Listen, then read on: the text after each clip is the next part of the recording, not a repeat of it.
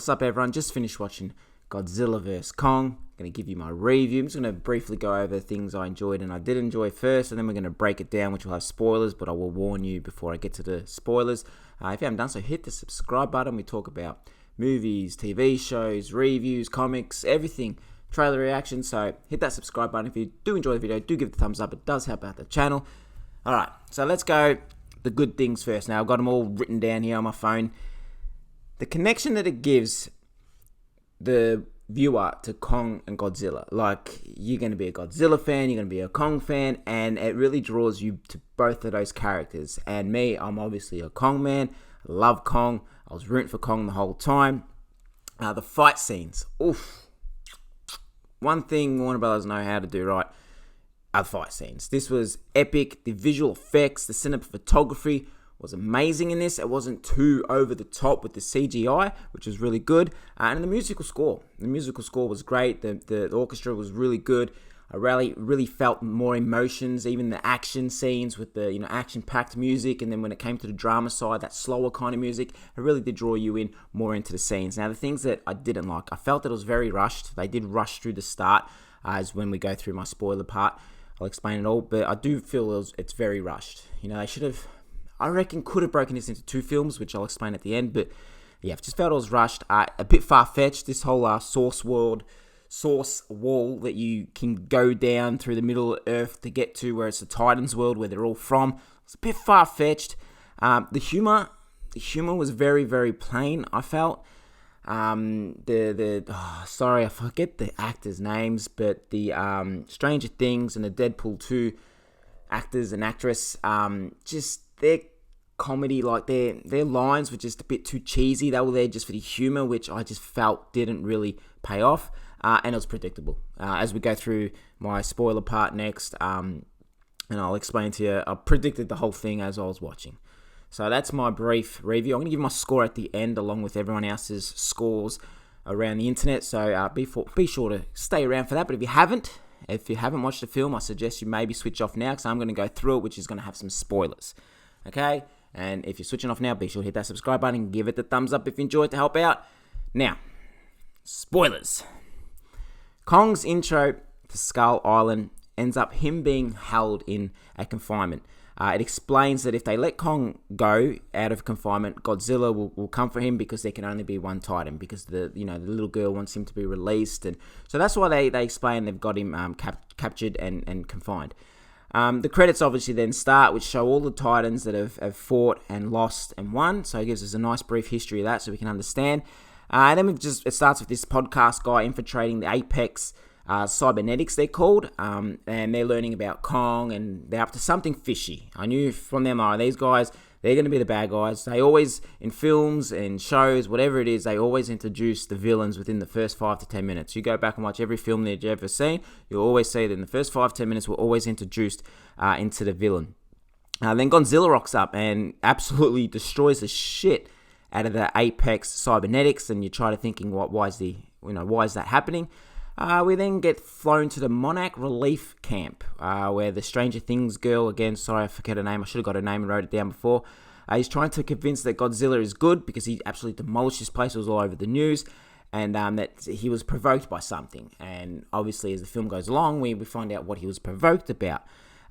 This is where it sets that, okay, you got people defending Godzilla, and you got people defending Kong, and you're setting that barrier. You're splitting the audience pretty much. And then Dr. Lin is talking to some Apex suits, I call them, about traveling to the middle of the Earth to find the Titans' home, where there could be a power source, a weapon that could destroy Godzilla. And instantly right there, I thought, they don't want this weapon to destroy Godzilla. They want this weapon to create something. This is why I say this movie was very predictable. I'm like, yeah, these guys are up to something more than just trying to destroy Godzilla and look like the bad guys. So they asked Dr. Lin to convince another doctor that he knows to transfer Kong, because she's looking after Kong, and that he could help them find this power source, this Titan's world, where Godzilla and Kong, that they're all from. Kong is then getting transferred, and we get the introduction of the Apex cybernetics good-looking daughter, who's just a straight-out bitch. Forgive the language. She's just mean, and you just know that you're just gonna wants something bad to happen to her in this film. Kong and the little girl, they start to build up the relationship with her. And, we then learn he knows sign language, and that's how he communicates with the girl, which is good because it really draws you into Kong, it made me really I'm just like, I just really want Kong I really hope they don't shit on him, like Warner Brothers shut on Superman. And then the podcaster starts talking more about Godzilla and his conspiracy as the Stranger Things and the Deadpool 2 kid are trying to find out more about Godzilla. They then find this podcast guy. But the thing is with these kids, they use them and this podcast guy to bring in the shitty jokes, like the humor. Like every scene, they always had to have a joke or 2 or 3 or 4 every time, which kind of just, annoyed me because I just don't like it because it felt like it was really forced, the comedy. So then we go to the Tasman Sea. The Dr. Bozo, whatever he is, Lin, who wants to use the girl to get Kong to show them where the power source is. So, at this point you're thinking, okay, this guy's he's a jerk. Obviously, as we go on the film, we learn that he's not.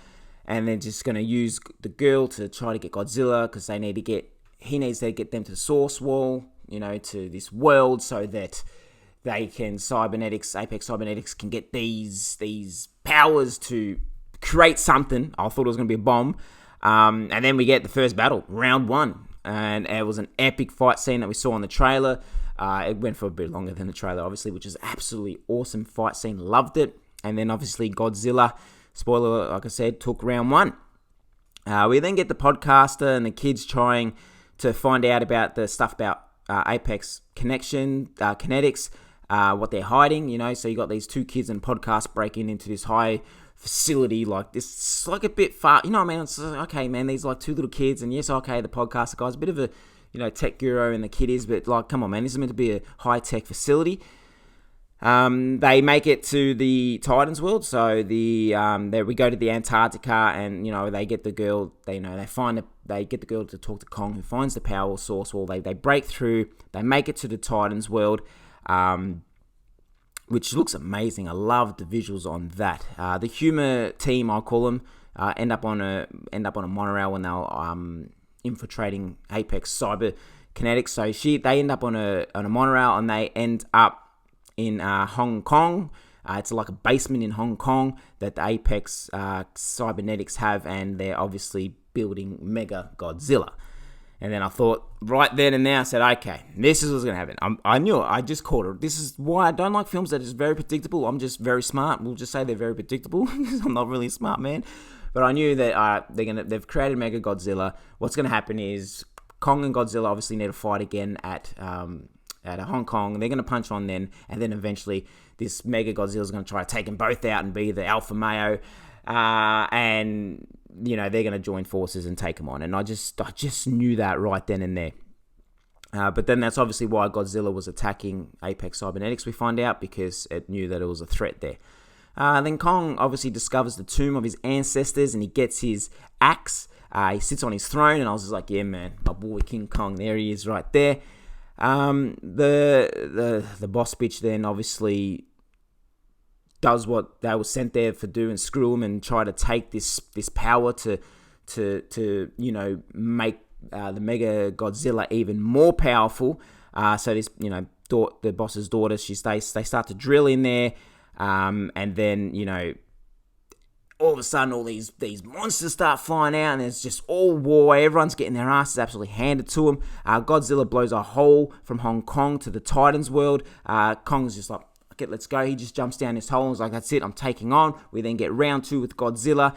And I just knew, after they fight, again, I'm just thinking, these two are going to fight out, and then they're going to team up, and they're going to beat Mega Godzilla, and then they're going to go live happily ever after in Titan Island.